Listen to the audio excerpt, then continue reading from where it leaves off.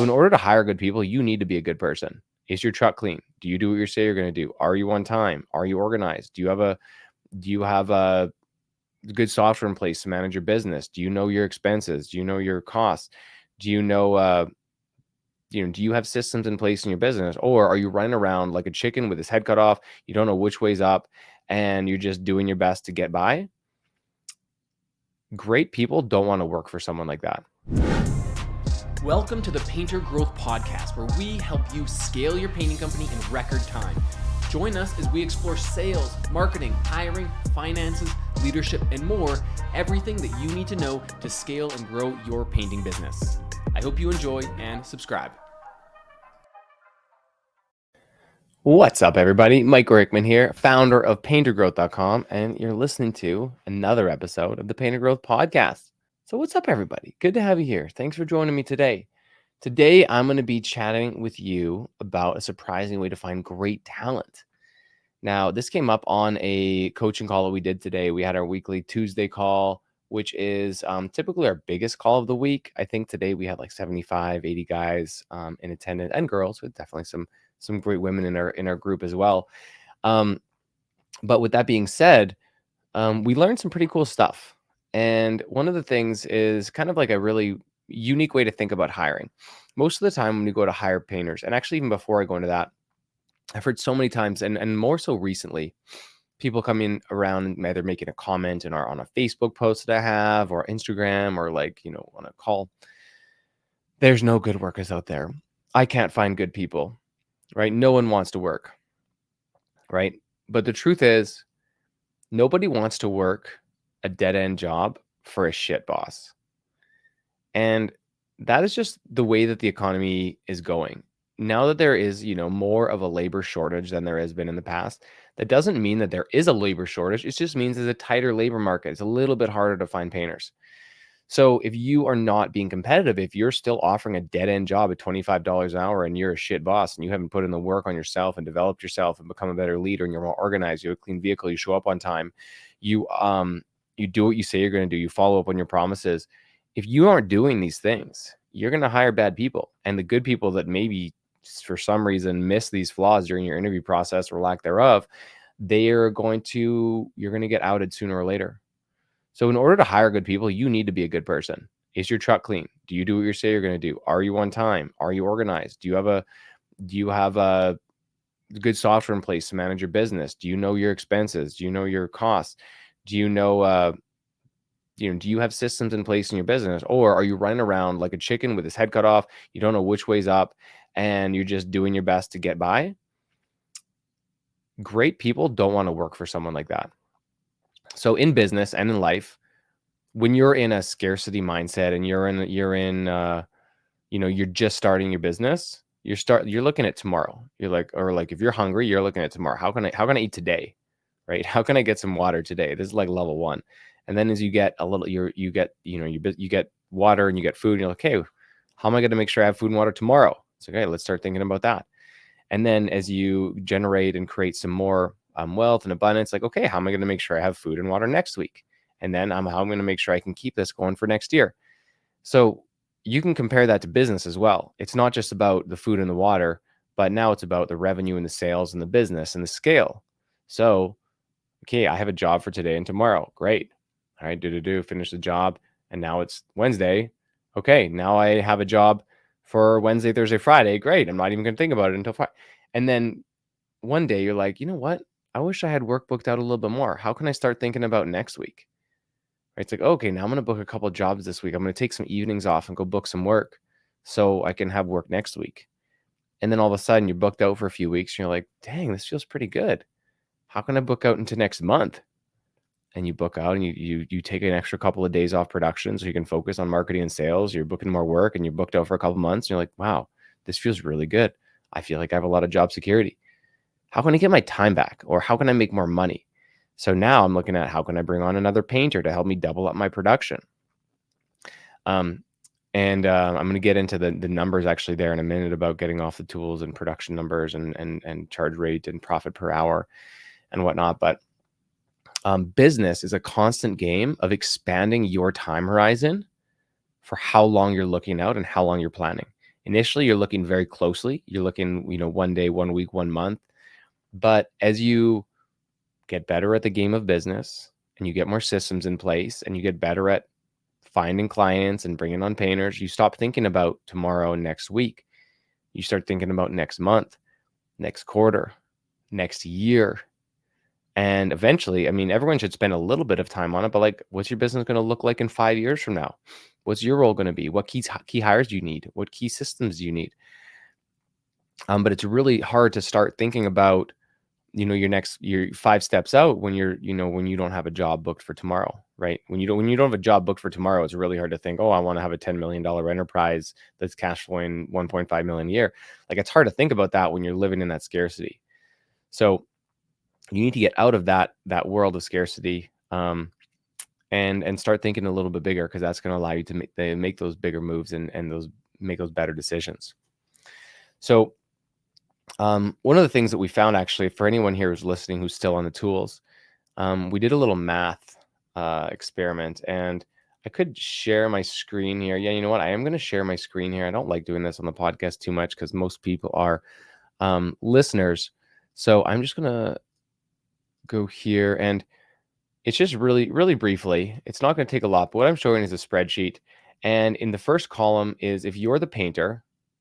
Actually, I'm going to go over here. If you're the painter and you're billing out, $82 an hour as your charge rate, 11% paint, 0% labor because you're the only painter, you're making like an 89% gross margin. So if you're billing out $82, you're making $73 an hour in gross profit, which is about $140K a year is what one painter can bill out, or sorry, what you would make gross margin on your own.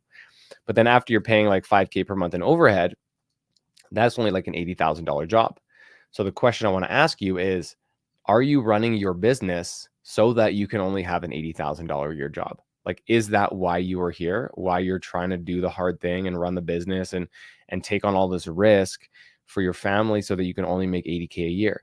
Because that's your maximum if you're working on your own, right? 140 gross profit, about 80K net profit.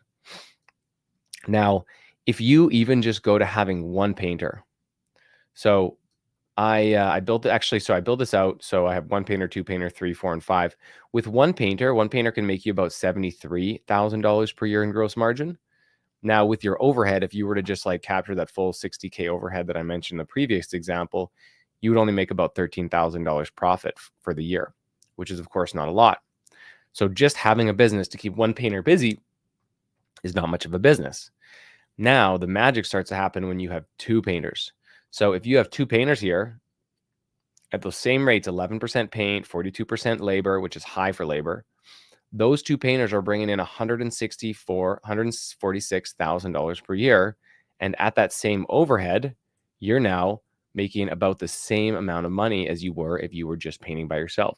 So by you employing two painters, you're doing twice as much work, but you are making the same amount of money as the owner, even though you're completely off the tools. Let me say that one more time. If you can employ two painters and keep your overhead roughly the same, other than paint and labor, you will make the same amount of money as if you were working full time. Then when you have three painters, you're going to be bringing in about $219,000 a year of gross profit. Four painters is $292,000. Five painters about $366,000. And so if I get that same $60,000 per year of overhead, which is $5K per month, and then I just subtract what I would be making, what you'd be making. So at two painters after overhead, you're making about $86K a year. At three painters after overhead, you're making $160K a year profit, net profit. If you can keep four painters busy all year round, 48 weeks a year, and a $60,000 overhead, you could make $232,000 in net profit take home by just keeping four painters busy.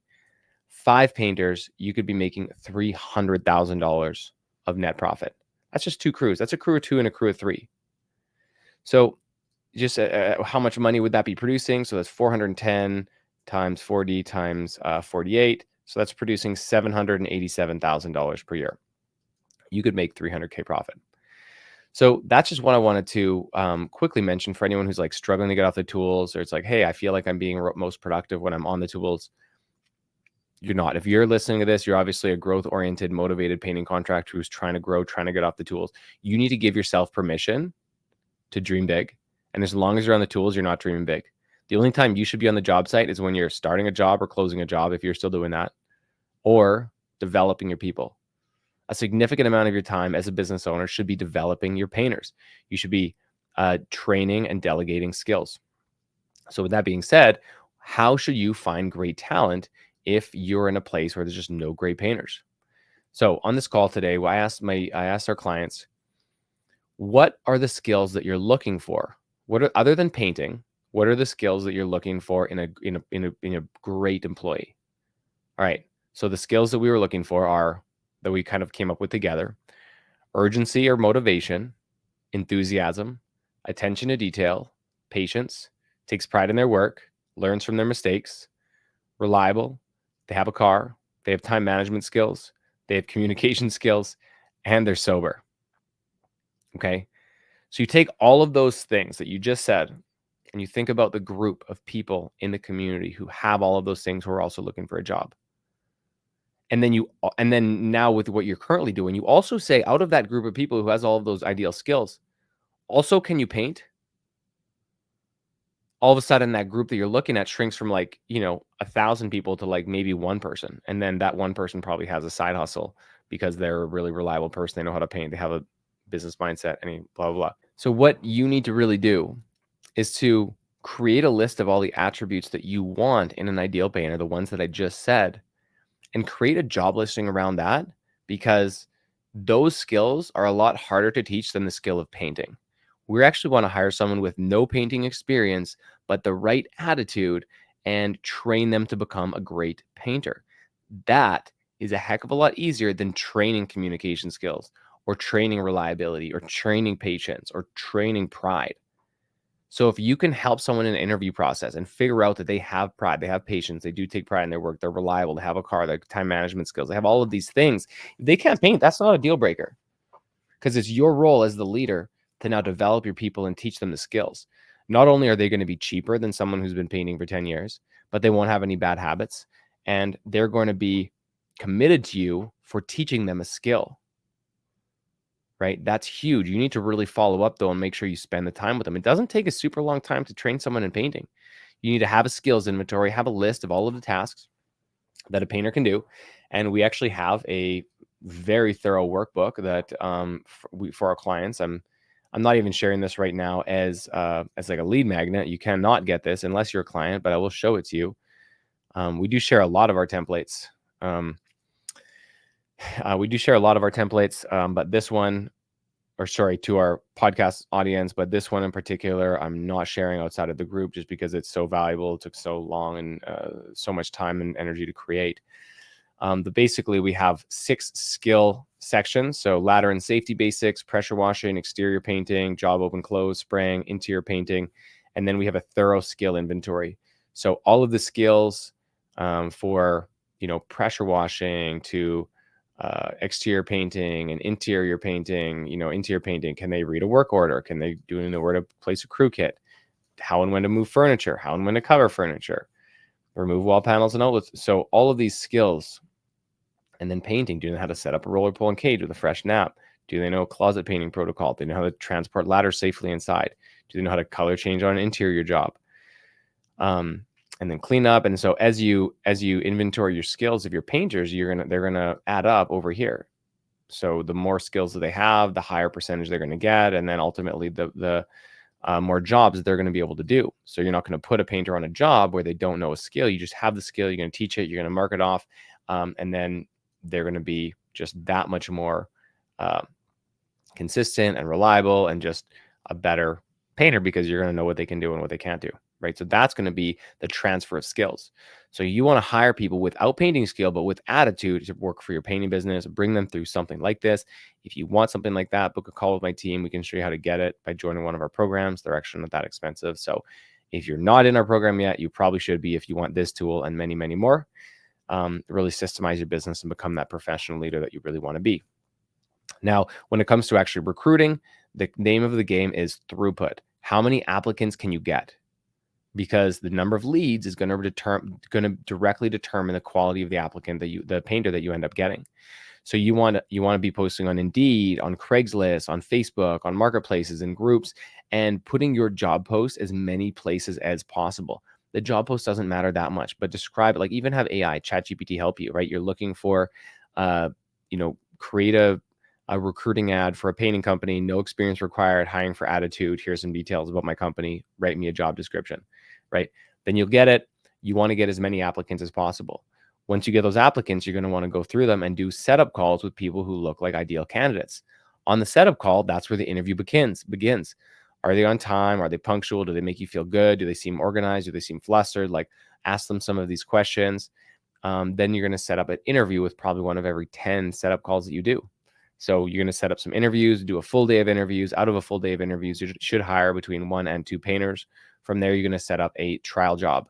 So a trial job or a training job is going to be a interior or exterior that shows that has a lot of the components of a job that you're going to be able to check off in the inventory list. So if you're doing an exterior, you'd want to try them on like a full exterior with siding, with trim, with windows, scraping, with all that stuff, right? If it's on interior, again, you want to try them on a job with a whole bunch of different skills so that you can inventory as many of those as possible and help train them, delegate them, transfer those skills quickly. Because once they have those skills, you can then put them on a job without you sooner. Cool. Yeah. And in the interview, probably one of the biggest tips that I can give you is don't ask hypothetical questions. You want to ask experiential questions, because past behaviors will be a direct indication of future behaviors. So if instead of saying, what would you do in this situation, say, tell me about a time where you experienced this. So if you want to talk about like attention to detail, just tell me about a time in your life where you had to have a really high attention to detail on something, right? Then they're going to tell you. Tell me about a time you had to deal with a difficult customer, right? Then they're going to tell you. Tell me about a time where you had to, whatever, whatever the skill is that you're trying to interview for, just ask about their past experience, and that will directly dictate future behavior. So, in summary, basically, know who you're looking for, right? We're not looking for someone who knows how to paint. We're looking for attitude. We want someone who's on time, who's clean, who's organized, who's responsible, who can get around. And we want to look for those indications throughout, like those breadcrumbs, so to speak, through the interview process. On their resume, do they have high attention to detail? On the form they filled out, on their application form, do they have a high attention to detail? On the setup call, was there attention to detail? On the interview, like, how do they organize themselves? And then throughout this whole process, you're constantly looking for reasons not to approve someone, but how to disqualify someone, right? And a lot of that becomes easier if you have a lot of candidates to interview, which is why throughput at the start of the interview process is so important. You need to get that job out as many places as possible. And that might mean having 3, 4, 5 different variations of the job posting in different platforms. You could even have 3 or 4 different variations in Indeed itself, in just one platform. Because you should treat it the same way that you're treating the marketing, right? You have the job posting, which is the ad. And when you're testing ads, you need to test multiple ads to see which ones get the highest click-through rate, which ones get the highest lead rate. And you can't just test one copy. You need to test multiple of them. And that's the beauty of the age we live in right now. You can use AI and you can just throw it in and say, hey, make me 3 variations of this ad, and then you're going to get 3 variations. So utilize AI, follow that recruiting process. Don't hire for painting talent, hire for personality and skill, and you're going to have a good time. Use a skills inventory. And so if you want access to the skills inventory, there's a lot more to it that I didn't even get into, including career path on their roles, deliverables, and how to get promoted from trainee to staff painter to senior painter to crew lead, piece rate calculator, ongoing evaluation form for 7 days, 14 days, 30 days, 45 days. If you just want to be a better manager, a better leader, run a better business, I'm going to put the link in the bottom of this podcast. You'll be able to click on it and book a call with one of my coaches for a free coaching call, see if there's something we can help you with. So with that being said, thank you all for taking your time with me today. Have a wonderful July 4th weekend, and I love you. Take care. Thanks for listening to the Painter Growth Podcast. If you want to grow your painting business, go to www.paintergrowth.com or click on the top link in the description. Talk soon.